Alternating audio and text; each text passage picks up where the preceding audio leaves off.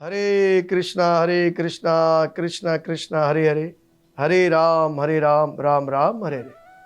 जय श्री कृष्णा, जय गुरु नवल।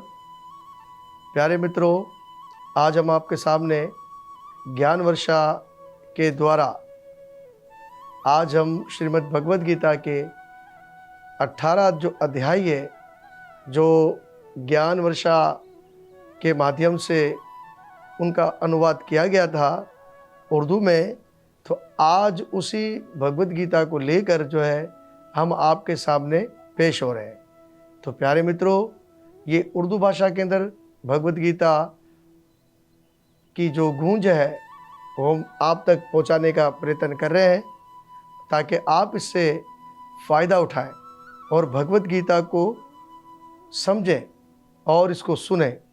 तो आप कृपा करके इस चैनल को आप ज़्यादा शेयर करें और इस वीडियो को ज़्यादा शेयर कीजिएगा, और ताकि गीता का जो प्रचार है, गीता की जो गूंज है, वो हमारे पूरे सनातन धर्म के अंदर वो फैले। तो इसी प्रकार से ये प्रयास किया ज्ञान वर्षा ने।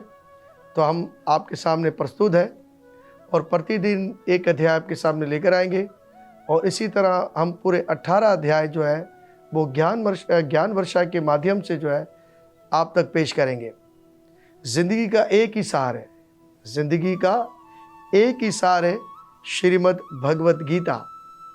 अगर यही सार हमारे जीवन की एक बुनियाद, अगर यही सार जिंदगी की बुनियाद बन जाए तो जिंदगी कामयाब हो जाती है।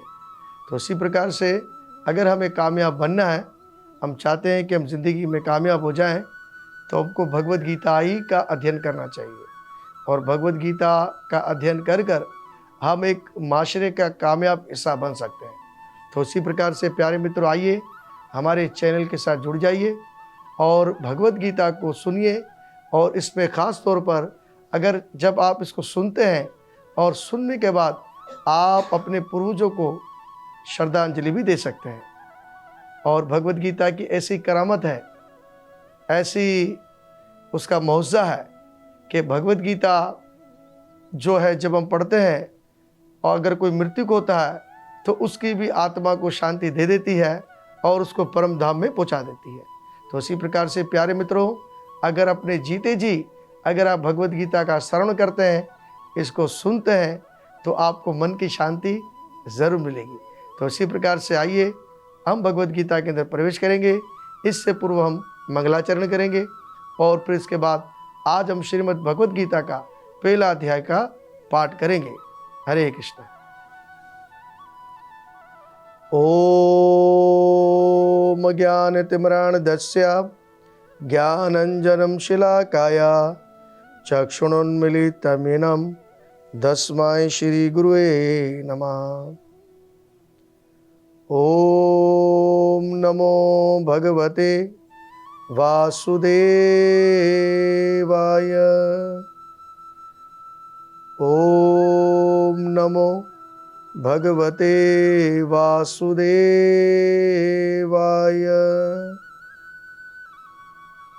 कृष्णाय वासुदेवाय देवकी नंदनाय च नंदगोपकुमाराय श्री गोविंदाय नमो नमः। हे कृष्णा करुणा सिंधु दीनबंधु जगतपते गोपीशा गोपीकांता श्री राधा कांता नमोस्तुते। जया श्री कृष्ण चैतन्य प्रभु नित्यानंद श्री अद्वैता गदाधर शिवासाति गौर भक्त वृंद। हरे कृष्ण कृष्ण कृष्ण हरे हरे, हरे राम राम राम हरे हरे। बोलिए कृष्ण कन्हैया लाल की जय। श्रीमद् भगवद गीता की जय। श्रीमद् भगवद गीता यथानुरूप और श्रीमद् भगवत गीता के 18 अध्याय पर ये मुश्तमिल है श्रीमद् भगवत गीता, और ये महाभारत का ही हिस्सा है। और श्रीमद् भगवत गीता के 700 श्लोक है। तो प्रतिदिन हम एक अध्याय का पाठ करेंगे ताकि आप जो है उसको श्रवण करें और अपने बच्चों को भी जो है आसान भाषा उर्दू में जो है वो भगवत गीता आप पढ़ा सकते हैं। तो उसी प्रकार से पहला अध्याय का जो नाम है, पहले अध्याय का जो नाम अर्जुन विषाद योग, अर्जुन विषाद योग। धृतराष्ट्र ने कहा, हे संजय, धर्मभूमि कुरुक्षेत्र में जंग की ख्वाहिश से जमा हुए मेरे और पांडव बेटों ने क्या किया। संजय ने कहा, हे राजा, पांडवों के द्वारा रची सेना को देखकर राजा दुर्योधन अपने गुरु द्रोणाचार्य के पास जाकर ये कहा, हे आचार्य, आपके जैन शिष्य द्रुपद के बेटे धृष्टद्युम्न के जरिए मोर्चा बंद खड़ी पांडवों के बेटों की इस सेना फौज को देखिए। इस पांडव सेना में भीम अर्जुन के बराबर असीम धनुषधारी और बहुत से बहादुर हैं, जैसे युयु, धान, विराट और मारती राजा द्रुपद वगैरह। इनके अलावा दृष्टकेतु, चक्तिकान, काशीराज, पुरोजित, कुंतीभुज, शिष्य जैसे और भी अजीम जंगजू बहादुर इस सेना में शामिल है। योद्धा अभिमन्यु, बलवान, उत्तम तेजा, सुभद्रा का बेटा अभिमन्यु, द्रौपदी के 5 बेटे सभी मारती। हे ब्राह्मणों में अजीम, आपकी जानकारी के लिए हमारी सेना में जो सेनापति हैं उनके बारे में बताना चाहूँगा, जो मेरी सेना को संचालित यानी कि रहनुमाई करने में ख़ास तौर से माहिर है। हमारी सेना में खुद आप, पिता महाभीष्म, कर्ण, कृपाचार्य, अश्वत्थामा, विकर्ण और सोमदत्त का बेटा भूरी शर्वा वगैरह ये सभी जंग में हमेशा कामयाब रहे हैं। ऐसे और भी बहुत से बहादुर तरह तरह के हथियारों से लैस मेरे लिए जिंदगी को कुर्बान करने के लिए जंग में तैयार हैं। भीष्म पितामह के ज़ेर निगरानी हमारी सेना की ताकत बिला शक लामहदूद है, जबकि भीम की मोहतात निगरानी में पांडवों की सेना की ताकत महदूद है। इसलिए तमाम मोर्चों पर अपनी अपनी जगह खड़े रहते हुए आप सब लोगों को बिला शक भीष्म पितामह की हिफाजत करनी चाहिए। फिर कुरु खानदान के अजीम और ताकतवर बुजुर्ग भीष्म पितामह ने दुर्योधन को खुश करते हुए शेर की तरह गरजदार आवाज में अपना शंख बजाया। इसके बाद शंख, नगाड़े, बेंगोल, त्रुही और संग एक साथ ही बज उठे। इनकी ये आवाज़ बहुत खौफनाक थी। इसके बाद सफ़ेद घोड़ों वाले शानदार रथ में बैठे हुए भगवान श्री कृष्ण और अर्जुन ने भी अपने अपने दिव्य शंख बजाए। भगवान कृष्ण ने अपना पंचजन्य, अर्जुन ने अपना देवदत्त नामी शंख बजाया। आला काम करने वाले, अति भूजी, ज़्यादा खाने वाले भीम ने अपने पौंड्रिक नामी खौफनाक वाला शंख बजाया। हे राजन, कुंती के बेटे राजा दुष्टन ने अपना अनंत विजय नामी शंख, निकल और सेवदे ने सुघोष और मणिपुष्प नाम के शंख बजाए। शानदार धनुष वाले काशी के राजा मारती, शिखंडी, धृष्टद्युम्न, विराट, अजय, सातकी, द्रौपदी के बेटे और सुभद्रा का बेटा मजबूत बाजू वाला अभिमन्यु वगैरह सभी ने अपने अपने शंख बजाए। इन शंखों की गरजदार आवाज ने धरती और आसमान को गुंजाते हुए धृतराष्ट्र के बेटों के दिलों को चीर कर रख दिया।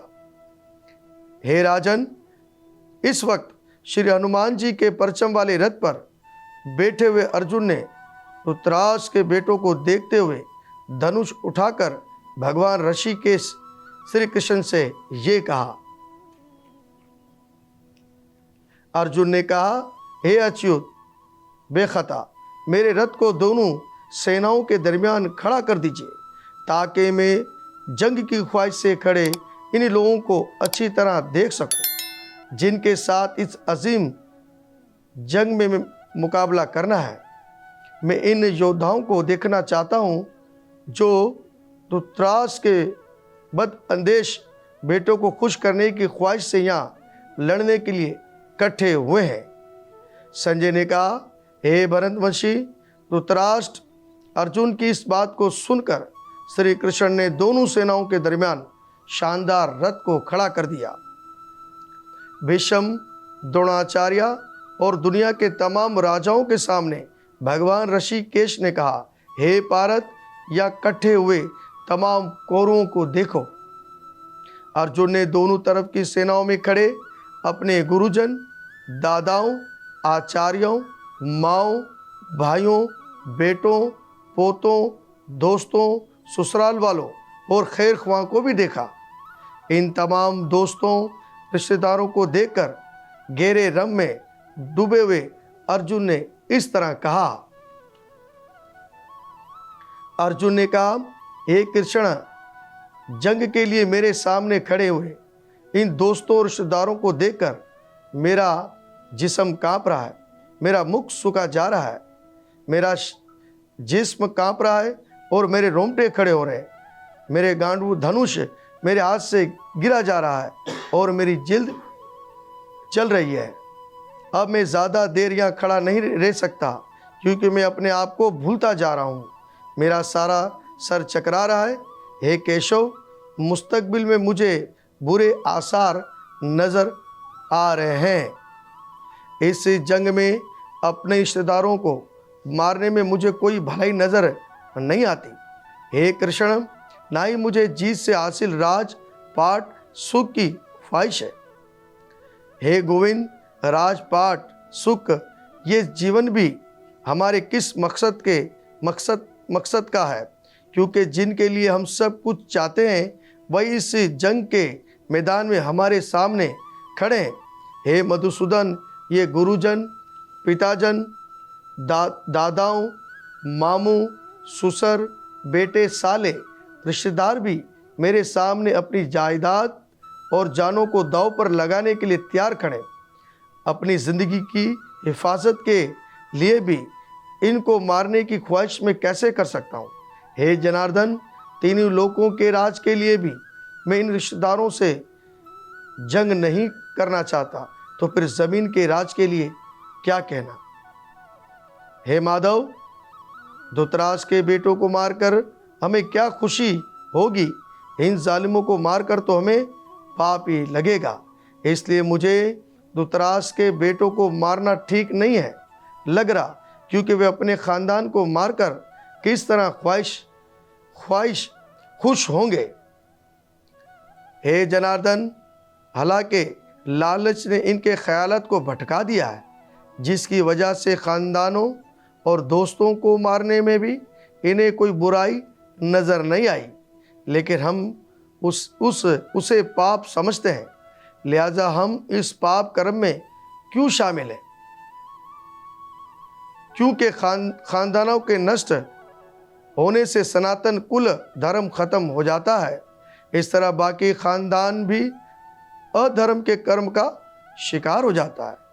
हे कृष्ण, अधर्म में इजाफा हो जाने से खानदान की औरतें बदकार हो जाती है। हे वृष्टि, हे वशिंच, औरत के बदकार हो जाने पर नाजायज औलाद पैदा होती है। नाजायज औलादों के बढ़ने से खानदानों के नस्ल दर नस्ल नरक दोजक में जाना पड़ता है।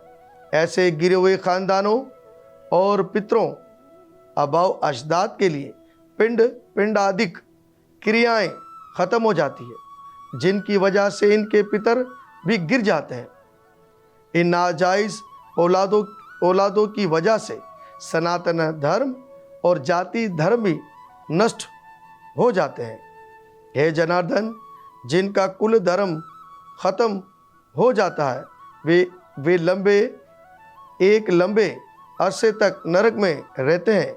मैंने गुरु परंपरा से ऐसा सुना है।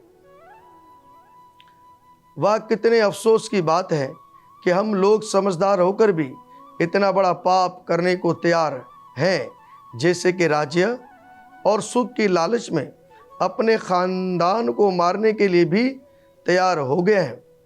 अगर मुझ नहते बगैर हथियार को मैदान जंग में बगैर मुकाबला किए धृतराष्ट्र के बेटे अपने हथियारों से जंग में मार डालें तो मेरे लिए मरना ही बेहतर होगा।